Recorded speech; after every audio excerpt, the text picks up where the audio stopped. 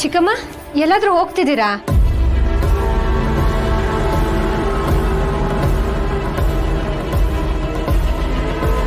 ಚಿಕ್ಕಪ್ಪ ಏನಾಯ್ತು? ಅವ್ರಿಲ್ ಬಾಯ್ ಬಿಡ್ತಾರೆ. ಆರ್ತಿ ತಟ್ಟೆ ಕಾಸ್ಗೂ ಬಿತ್ತು ಕತ್ರಿ.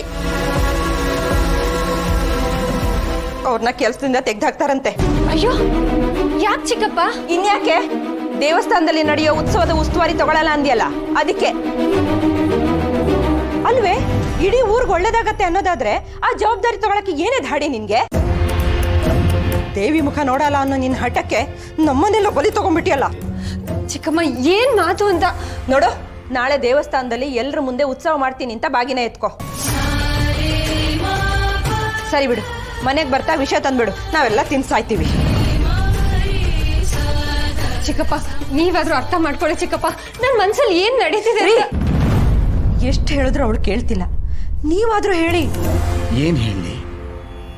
22 ವರ್ಷಗಳ ಹಿಂದೆ ನಮ್ಮ ಕುಟುಂಬದ ಕಾರಣದಿಂದಾಗಿ ಉತ್ಸವ ನಿಂತೋಗಿದೆ.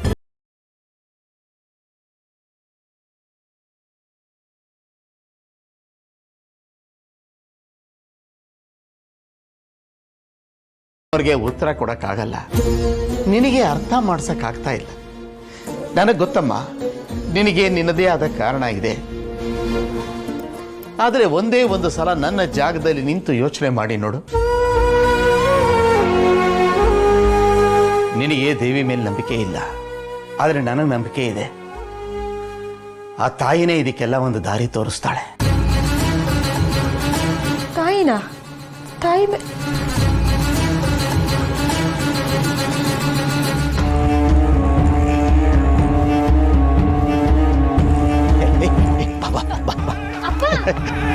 ಕೂತ್ಕೋ ಕೂತ್ಕೋ ಕೂತ್ಕಾಟ. ಕೂತ್ಕೋ, ನಮ್ಮ ಮಾದಪ್ಪ ಏನು ಅನ್ಕೊಳಂಗಿಲ್ಲ, ಕೂತ್ಕೋ.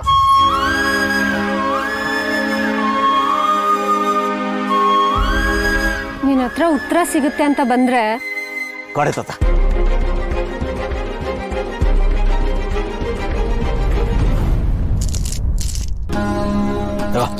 ಆಟ ಆಡು. ಕಷ್ಟಗಳು ಯಾಕೆ ನಮ್ಮನ್ನೇ ಹುಡ್ಕೊಂಡ್ ಬರುತ್ತೆ? ಎಲ್ರು ಹಂಗೆ ಕೇಳ್ತಾರೆ. ನನ್ನ ಆಟನು ನೀನೇ ಆಡ್ತಿದ್ಯಾ? ಆಡ್ಸೋ ಕೈಗಳು ಬೇರೆನೆ ಇದೆ. ಈ ಸಲಿ ದೇವಿ ಜಾತ್ರೆ ನಡೆಯುತ್ತೆ.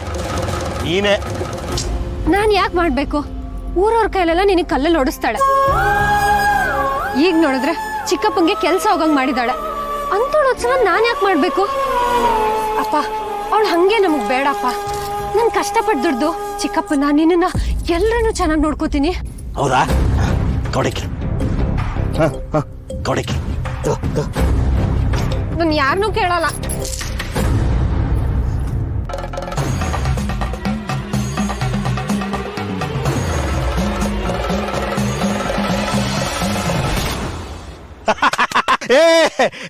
ಉತ್ತರ ಕೊಡ್ತು, ಹಣ್ಣಾಯ್ತು.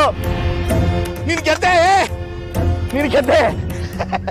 ನಾನು ಆಟ ಆಡಿದ್ ನೀನು, ಗೆದ್ದಿದ್ ನಾನಾ? ನಿನ್ನ ಹತ್ರ ಆ ಶಕ್ತಿ ಇದೆ,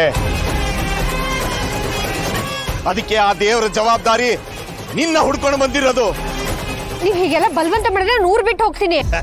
ಹೋಗಾಗ ಹೋಗಾಗ ಅನ್ಕೊಂಡಿದ್ದೆ ಆಗದು, ಅನ್ಕೊಂಡಿದ್ದೆ ಆಗದು.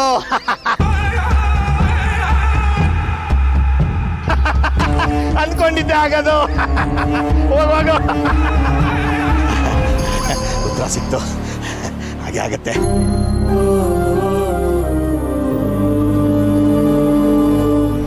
ಕೊನೆಗೂ ಬಂದ್ಯಾ? ಬರಲ್ಲ ಅಂತಿದ್ದೆ.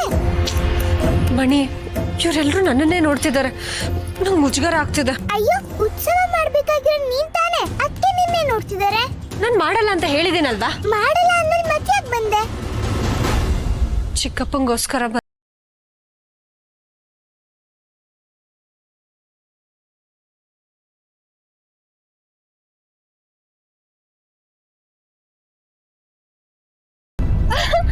ಅಜ್ಜಿ, ಅವತ್ ನೋಡ್ತಿದ್ದಂಗೆ ನಾ ಪತ್ತೆ ಆಗ್ಬಿಟ್ಟೆ.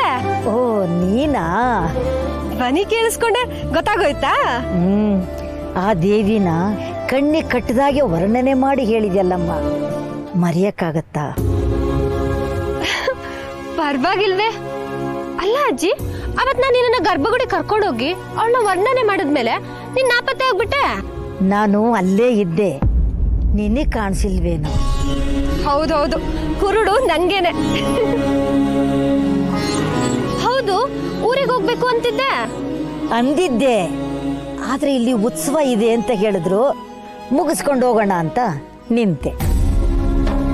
ಉತ್ಸವನ ಅದ್ ನಡೆಯೋದ್ ಡೌಟೇ ಬಿಡಜ್ಜಿ. ಈ ದುರ್ಗಾನೇ ಉತ್ಸವ ಮಾಡ್ಬೇಕಿತ್ತು, ಅವಳು ಮಾಡಕ್ ರೆಡಿ ಇಲ್ಲ. ಅಯ್ಯಯ್ಯೋ, ಎಂಥ ಅದೃಷ್ಟ! ಯಾಕೆ ಮಾಡಲ್ಲ? ನನ್ನ ಅಕ್ಕನ ನನಗೆ ವಾಪಸ್ ಕೊಡು ಅಂತ ಅವಳ ಹತ್ರ 20 ವರ್ಷದಿಂದ ಕೇಳ್ತಾ ಇದ್ದೀನಿ. ಅವಳು ಕೊಟ್ಟಿಲ್ಲ. ನನ್ನ ಪ್ರಕಾರ ಅವಳು ದೇವ್ರೇ ಅಲ್ಲ. ಹಾಗೆಲ್ಲ ಹೇಳಬಾರ್ದು. ಹೌದು, ನಿಮ್ಮಕ್ಕನ್ನ ಹುಡುಕೋ ಪ್ರಯತ್ನ ಮಾಡಿದೀಯಾ? ನಮ್ಮ ಅಪ್ಪನ್ ಕೇಳಿದ್ರೆ ಕೌಡೆ ಕೇಳು ಕೌಡೆ ಕೇಳು ಅಂತಾರೆ. ಇನ್ನೊಬ್ಬರ ಮೇಲೆ ಹಾಕಿ ಜೀವನ ನಡೆಸೋದು ತುಂಬಾ ಸುಲಭ ಅಲ್ಲ. ನೀನು ಪ್ರಯತ್ನನೇ ಪಡದೆ ಅವಳನ್ನ ಬೈದ್ರೆ? ನೋಡಮ್ಮ, ದೇವರಾಗೋದು ಅಂದ್ರೆ ಅಷ್ಟೊಂದು ಸುಲಭವಲ್ಲ. ಪ್ರಪಂಚದಲ್ಲಿರೋ ಮನುಷ್ಯರು ಮಾತ್ರ ಅಲ್ಲ, 84 ಕೋಟಿ ಜೀವ ಜಂತುಗಳನ್ನು ಸಲುಬೇಕು ಕಣಮ್ಮ ಅವಳು. ಎಲ್ಲವನ್ನೂ ಹುಡುಕಿ ಕೊಡಲ್ಲ, ಆದ್ರೆ ದಾರಿ ತೋರಿಸ್ತಾಳೆ ಅಷ್ಟೇ. ಆ ದಾರಿಯಲ್ಲಿ ನೀನು ಹೋದ್ರೆ ನೀನು ಹುಡುಕ್ತಾ ಇರೋದು ಸಿಗಬಹುದು ಅಂತ ಹೇಳ್ತಾಳೆ.